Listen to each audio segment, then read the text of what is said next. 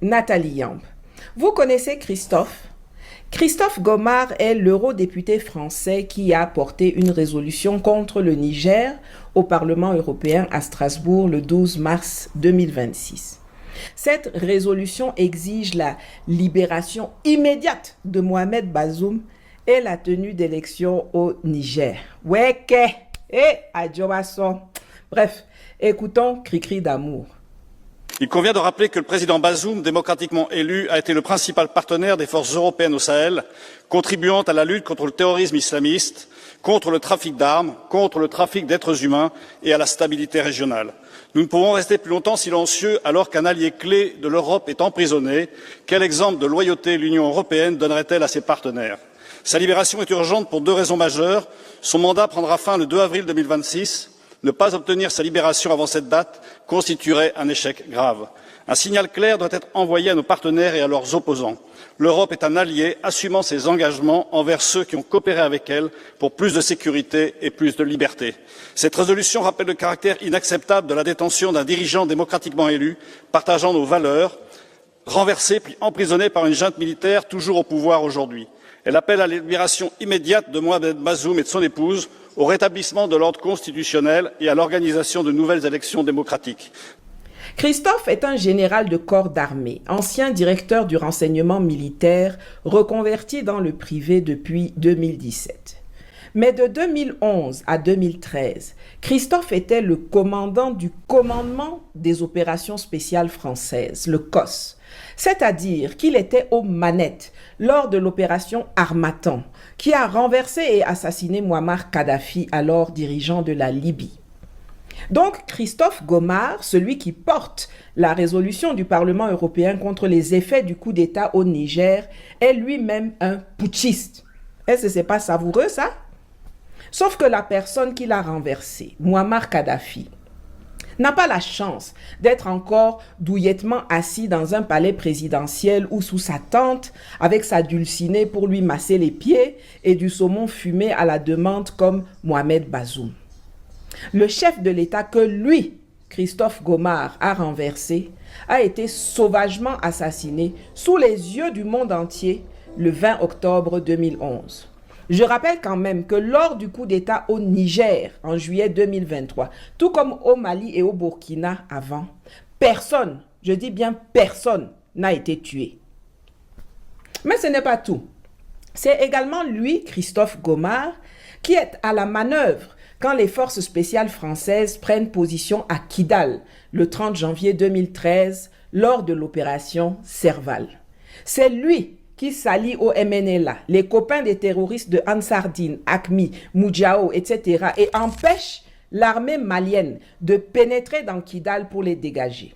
C'est-à-dire que celui qui porte la résolution qui inscrit au point E de ces considérants que, je cite, la situation en matière de sécurité au Niger et dans l'ensemble du Sahel continue de se détériorer dans le prolongement des attaques meurtrières menées par des groupes djihadistes, fin de citation, est celui-là même qui a négocié et collaboré avec les groupes djihadistes du Sahel. On apprécie.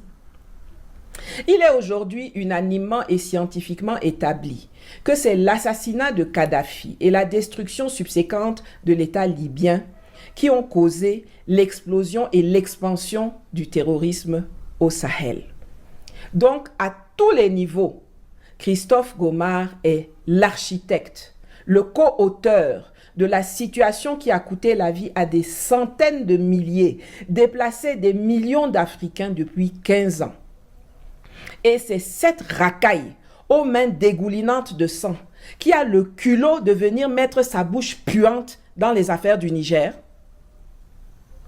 Bien sûr, Niamey a réagi du tac au tac. Le soir même, la chargée d'affaires de l'UE était convoquée par notre ministre des Affaires étrangères, Bakary Yahou Sangaré, qui lui a exprimé toute l'indignation du peuple et des autorités du Niger et lui a remis une lettre de protestation.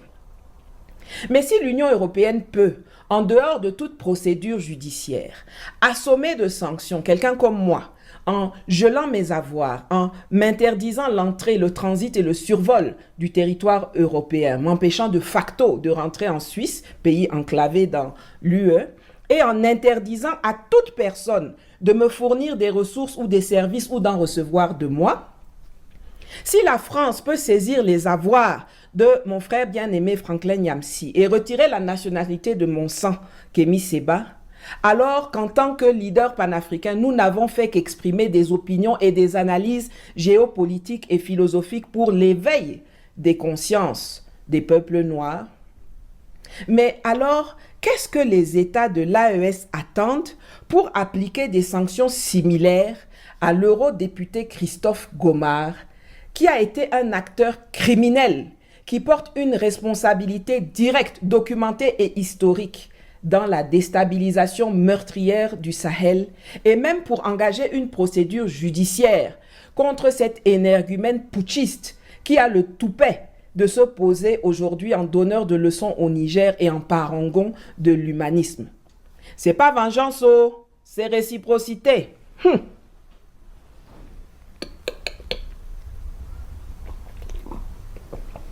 Il y a quand même du bon dans cette résolution non contraignante et les prises de parole qui l'ont précédée. D'abord, elle confirme ce que nous disons depuis longtemps. Mohamed Bazoum est un agent français. C'est le gars même qui a porté la résolution qui le dit. Bazoum a été le principal partenaire des forces européennes au Sahel. Il a été un allié clé de l'Europe, partageant leurs valeurs. Bon, quand on voit ce que c'est les valeurs européennes, on s'interroge. Bazoum, donc c'est comme ça que tu es. En tout cas, au moins maintenant, la chose est actée, la haute trahison est actée. Ensuite, on constate à quel point l'Europe dépend du Niger, ce pays qu'ils ont pourtant présenté comme le plus pauvre, le plus miséreux, le plus misérable du monde. Enfin, elle dépend avant tout de l'uranium du Niger. Jusqu'à récemment, c'est le Niger qui était le plus grand fournisseur d'uranium de la France, mais aussi de l'Europe. On coupe le robinet à Arlit, ça hurle de Bruxelles à Varsovie en passant par Paris. Les eurodéputés croient qu'en remettant Bazoum dans le fauteuil présidentiel, tout redeviendra comme avant quand il leur permettait de se servir cadeau ou presque dans les mines du Niger. Hé, Azambowam, que ces gens-là sont stupides quand même. Tch. Enfin, cette résolution établit la médiocrité géopolitique des députés européens. Pendant qu'ils votent leur résolution farfelue d'ingérence, les États-Unis, leurs maîtres, font exactement l'inverse. Le responsable Afrique du département d'État américain, Nick Checker, multiplie les déplacements au Sahel. Il est d'ailleurs reçu à Niamey aujourd'hui et il a réaffirmé haut et fort le respect de la souveraineté du Niger préalablement à son arrivée chez nous. Et c'est à ce moment précis que les Einstein au rabais du Parlement de Strasbourg décident de se comporter en nostalgiques de la néocolonie. Résultat, encore une fois, l'Europe se met hors jeu vis-à-vis de Niamey, mais également vis-à-vis de leur propre patron américain. Voilà la diplomatie européenne dans toute sa splendeur. Arriver en retard, se tromper de méthode, obtenir exactement zéro et s'étonner ensuite de se faire flanquer à la porte avec perte et fracas. Des vrais génies. C'est le prix à payer quand on suit les Français dans leurs idioties. Bref, c'est le week-end, on ne va pas faire long, surtout que je dois aller me tresser.